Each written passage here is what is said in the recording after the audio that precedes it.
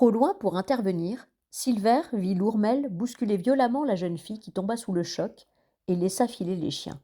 Mademoiselle, je suis désolée, lança l'ourmel de son horripilant ton mondain en l'aidant à se relever et en l'époussetant. Je suis si maladroit. Héloïse en profita pour récupérer un peu plus loin les petits bichons qui se laissèrent faire, habitués à suivre les dames de la reine, puis elle fila sans attendre. Où sont les chiens demanda Pauline en essayant de repousser l'ourmel qui lui cachait la scène. Les chiens? Quels chiens? Poussez-vous, imbécile, ils vont se perdre. Que faire se demanda Silver. Il décida de suivre Héloïse, qui aurait au fait de disparaître dans les taillis. Derrière lui, il entendait l'ourmel qui entraînait Pauline dans la direction opposée. Azur, Zéphyr appelait la jeune fille à perdre haleine.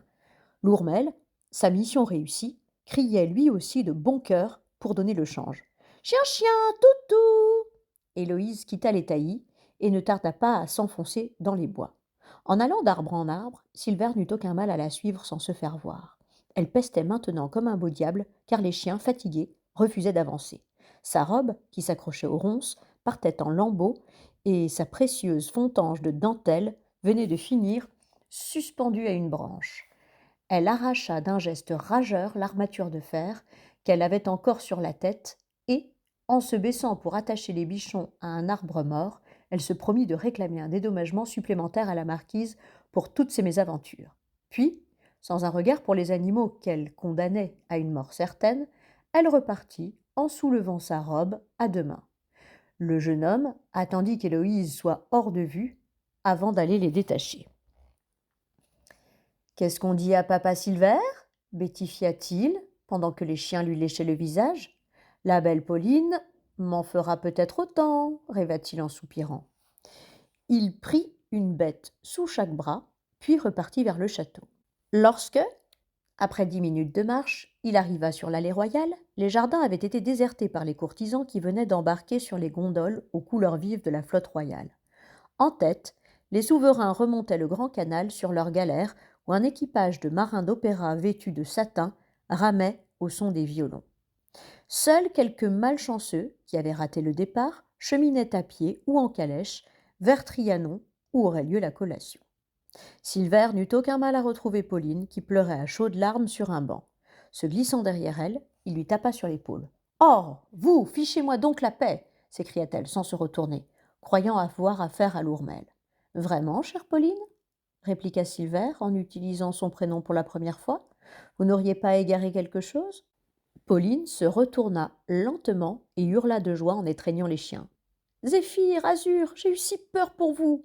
Silver s'assit à côté d'elle et trouva le tableau charmant. Pauline, échevelée, sa robe abîmée d'avoir couru dans les taillis, riait comme une enfant, frottant son nez rougi par les larmes dans la fourrure blanche des animaux. « Et moi, alors ?» fit Silver.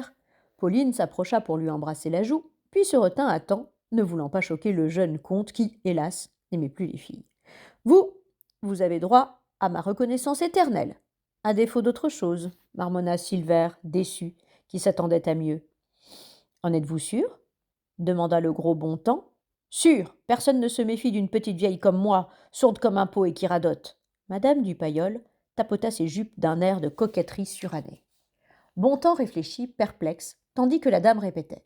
La marquise prépare un mauvais coup, vous dis-je. Sinon pourquoi Héloïse aurait-elle suivi Pauline? Et pourquoi avec l'ourmel? Pas pour se faire compter fleurette, je vous assure. Vous dites qu'à l'embarquement, mademoiselle de Saint-Béryl avait disparu et que mademoiselle de Vonviviers avait changé de tenue? Oui, c'est ce qui m'a mis la puce à l'oreille. Elle avait une égratignure sur une joue, comme si elle avait pris une branche dans la figure. Lorsque j'ai vu cela, j'ai prétexté un malaise pour vous prévenir, sans compter qu'Héloïse et l'ourmel avaient l'air de deux chats qui ont boulotté un canari. Bontemps extirpa avec peine son gros corps de l'étroit fauteuil et lui tendit une bourse d'écus. Madame Dupaillol, c'est un plaisir de travailler avec vous. Bontemps, je ne mange pas de ce pain-là, vous le savez bien. Je vous renseigne pour me divertir, pour vous donner des sensations fortes, en somme. Voilà, fit la vieille, en hochant du chef. Et surtout, pour qu'on laisse notre reine en paix. Elle est si bonne pour moi. La vieille se leva tout en poursuivant. Mais Dieu qu'elle joue mal aux cartes, à croire qu'elle le fait exprès. Bontemps la précéda jusqu'à la porte. Dites-moi, Bontemps, Pour Pauline et le roi, qu'en est-il demanda-t-elle sur un ton de conspirateur. Mais il n'en est rien, madame, naturellement. Dommage. Elle aurait fait une favorite parfaite, comme Louise de la Vallière autrefois, discrète, pieuse et honnête. Celle-là, elle aimait le roi pour lui-même, et pas le trésor royal comme certaines. Bontemps ne put s'empêcher de sourire en voyant madame Dupailleul sortir en trottinant. La vieille avait un cœur d'or et des idées follement romanesques. Difficile, se dit-il, de cumuler les charges de valet de chambre du roi et de gouverneur du palais, et d'être, en plus, le chef de son service de renseignement. Le roi voulait tout savoir sur chacun, les intrigues, les dettes, les convictions religieuses. De plus, ses fonctions ne lui attiraient pas que de la sympathie. Car c'est aussi à lui que revenaient les redoutables charges de distribuer les logements de ce château surpeuplé et d'organiser les entrevues secrètes de son maître. Sans doute, pensa-t-il fièrement, parce qu'il faisait partie des rares personnes en qui Louis XIV avait toute confiance. En France, un nouveau proverbe se répandait, on disait fidèle comme Bontemps. Mais alors que tant de gens couraient après la gloire, Bontemps, lui, rêvait d'une retraite tranquille, dans une petite maison, à voir pousser ses fleurs et grandir ses petits-enfants. Il sonna le garde suisse en faction devant la porte. Dufort, faites-moi ratisser les jardins. Il faut retrouver mademoiselle de Saint-Béryl et ses deux chiens. Soyez prudent. La marquise recommence à nous faire des misères. Je n'ai rien fait pour mériter cela, soupira Pauline, toujours assise dans les jardins aux côtés de Silver.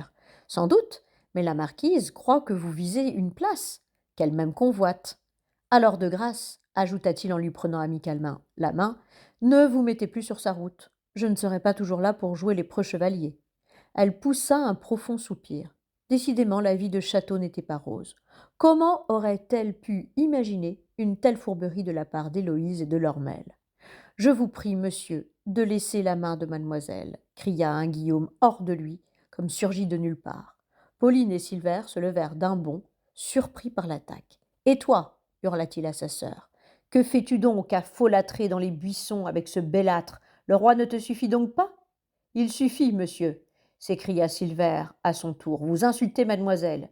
Taisez-vous, monsieur, continua Guillaume, et mêlez-vous de vos affaires. Quelle arrogance à cette canaille! Baissez d'un ton, ou il vous en cuira. Canaille vous-même, paltoquet.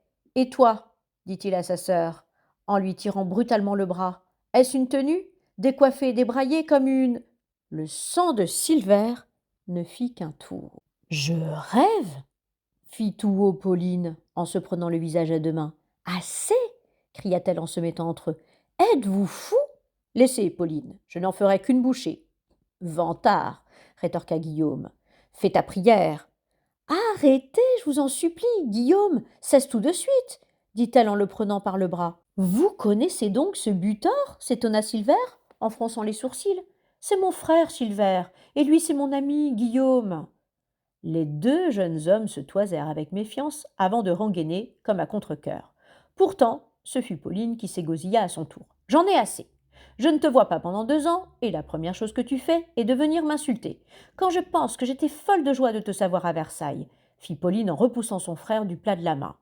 Et l'autre qui joue les matamores pour me défendre, ajoute-t-elle en se retournant vers Silver, les mains sur les hanches. Silver et Guillaume, qui un instant plus tôt étaient prêts à s'entretuer, se regardèrent avec stupeur avant de revenir à Pauline hors d'elle. Dieu, aujourd'hui rien ne me sera épargné, continua-t-elle. La marquise, les chiens, je rate l'embarquement, je frôle la disgrâce, je gâte une robe presque neuve. Elle s'assit, puis reprit son souffle, tandis que les deux autres, qui ne pipaient mot, s'asseyaient à ses côtés, croyant l'orage passé. Et que me préparez-vous, messieurs? Hurla-t-elle de plus belle. Un petit duel? Imbécile! Si on vous avait vu, vous étiez bon pour la Bastille. Pardonne-moi, Pauline, commença Guillaume, en essayant de lui prendre la main. Ne me touche pas, lui lança-t-elle, le regard noir. Et vous non plus, ajouta-t-elle à l'intention de Silver, qui tentait de poser une main sur son épaule.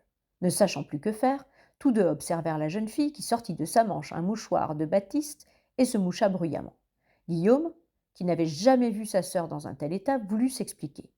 Mais au moment où il ouvrait la bouche, apparut un Thomas, à la mine réjouie, comme un diablotin sortant de sa boîte. Ah ça, quelle surprise! Mes deux meilleurs amis et ma cousine ensemble. Devant le pesant silence, il eut un instant de doute. « Vous avez donc fait connaissance ?» continua-t-il, tout sourire. Silver et Guillaume se regardèrent par-dessus la tête de Pauline, mais aucun d'eux ne répondit. « Il se passe quelque chose ?»